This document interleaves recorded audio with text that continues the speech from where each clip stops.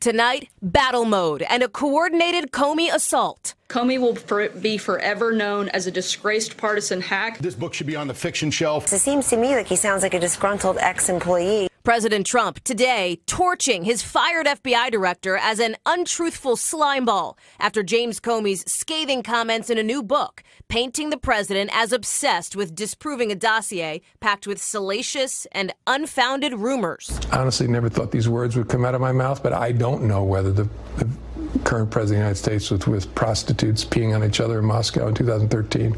It's possible, but I don't know. In the pointedly personal tell-all, Comey describes the Trump presidency as a forest fire. Still, Comey acknowledges he may not like Donald Trump's behavior, but it may fall short of being illegal.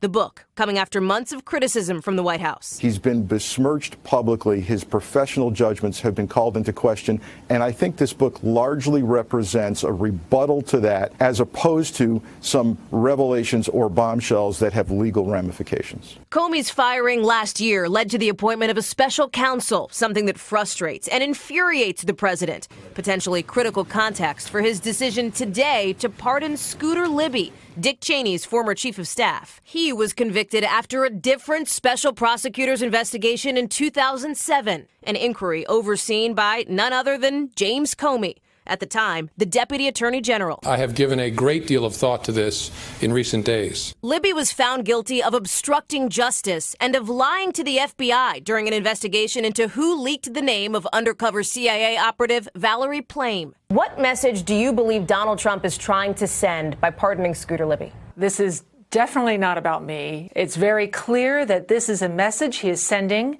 that you can commit crimes against national security and you will be pardoned. The White House tonight dismissing critics who question if the president is signaling something to those wrapped up in the Russia investigation now. One thing has nothing to do with the other, and every case should be reviewed on their own merits.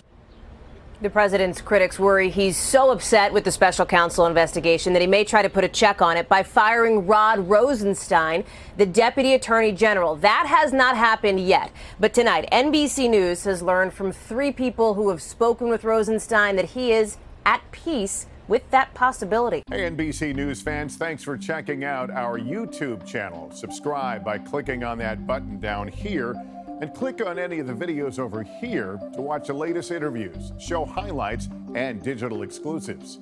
Thanks for watching.